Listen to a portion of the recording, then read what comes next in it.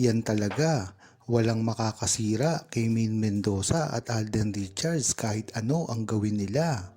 Nakikita dito sa popularidad lamang ni Maine Mendoza at Alden Richards kahit kailanman ay hindi umuubra ang mga paninira ng mga bashers nila. Kahit matagal na nila itong ginagawa, ngunit ang maganda dito ay hindi pinapansin ni Alden Richards at Maine Mendoza ang mga paninira ng mga bashers nang sa gayon ay tuloy-tuloy lang ang kanilang pagsikat at ang pag-blooming ng kanilang mga karir.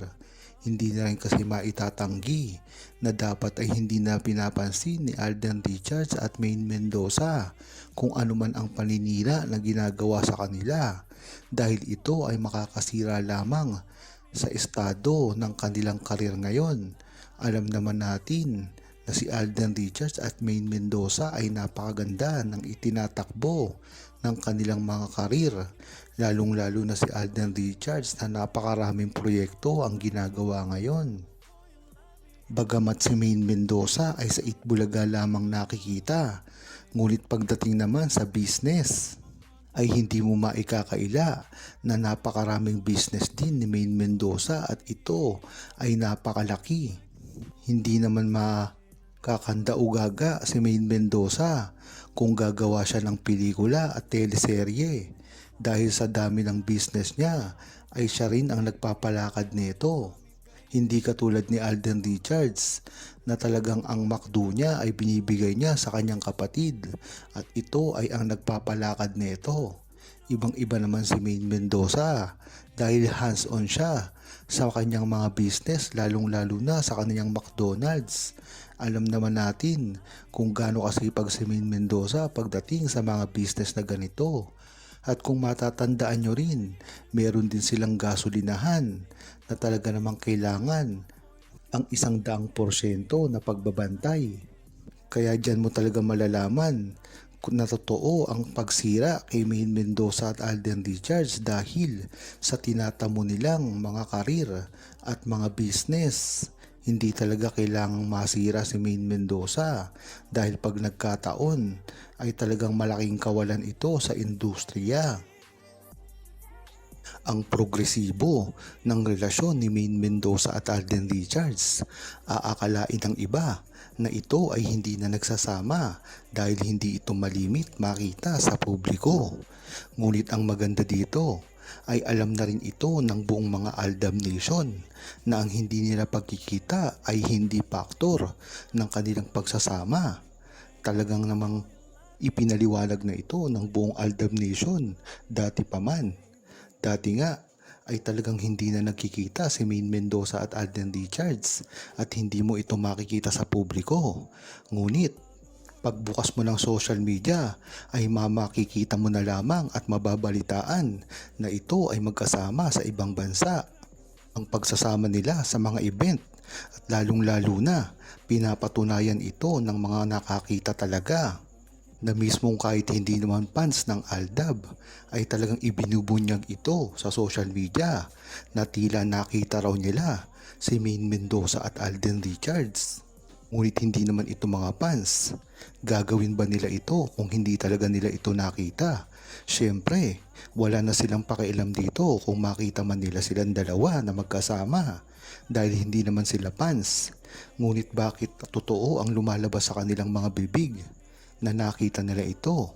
Yan pa lamang ay isa sa mga dahilan kung bakit dapat hindi paniwalaan ang mga bashers ni Maine Mendoza at Alden Richards patungkol sa kanilang tunay na relasyon dahil ang makapagsasabi lang ng ito ay silang dalawa.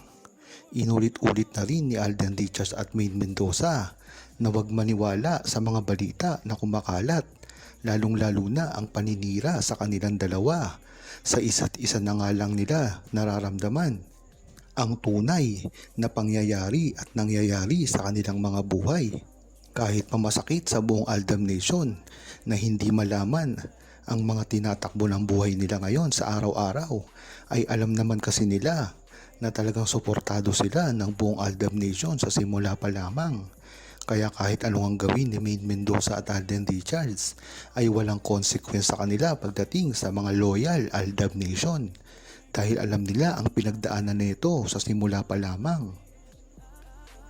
Maganda na rin na nangyayari ito kay Maine Mendoza at Alden Richards dahil hindi naman nila ito matatago pa. Kung ano dapat ang mga nangyayari sa kanila ay talagang ipagpasalamat na lamang nila dahil sa bandang huli sila rin ang dapat umaksyon dito. Kadahilanan na rin ito na hindi dapat sila nabubuli ng mga naninira sa kanila, lalong-lalo na ngayon na talagang sobrang sikat na sila at araw-araw silang nasa publiko. Hindi naman malayo na i-address nila ito sa sambayan ng Pilipino. Ngunit ang maganda dito ay hindi na sila nagpapa-stress dito. Kagaya na lang ng ginagawa nila ngayon. Kasi dati pa nila itong ginagawa at alam na ito ng buong Aldab Nation at suportado sila dito kung anuman ang gawin nila. Hindi nila ito dapat pansinin pa dahil ang mga naninirang ito ay kilala naman ng buong Aldab Nation na talagang sa simula pa lamang ay naninira sa kanilang dalawa sa time pa lang ng kalyeserye. Hindi rin naman kasi nila mapapatulan ito ng basta-basta na lamang na parang pumatol na lang sila na kung sino-sino na lamang dahil makakabaliktad pa sa kanila ito ng karir. Maganda ngang wag na lang itong pansinin dahil ang mga ito ay nagpapapansin lamang at meron ito na mga kakilala na mga starlet na gusto nilang palitan si Maine Mendoza at Alden Richards dahil nga naman pag pinatulan sila nito ay makakasira ito sa karir ni Maine Mendoza at Alden Richards, lalong-lalo na ngayon na talagang ang mga fake news na pinalalabas nila patungkol kay Maine Mendoza at Alden Richards ay hindi na makontrol. Talagang gusto nilang sirain si Maine Mendoza at Alden Richards at ikinakabit nila ito sa kung ano-anong mga balita na wala namang katotohanan. Isinasali pa sila sa politika na alam naman natin na walang kinalaman si Maine Mendoza at Alden Richards at ginagawa lamang ito ng mga bashers nila para sirain mismo ang karir ni Maine Mendoza at Alden Richards. Kaya dapat maging matalino ang buong Aldab Nation at publiko na huwag basta-basta maniniwala sa ipinakakalat, lalong-lalo na ang mga mainstream media na alam naman natin na kinokontrol ang kanilang mga naratibo pagdating sa mga artista na gusto lamang nilang pasikatin. Ngunit ganun pa man ay dapat ang paniwalaan natin ay si Maine Mendoza lamang at si Alden Richards.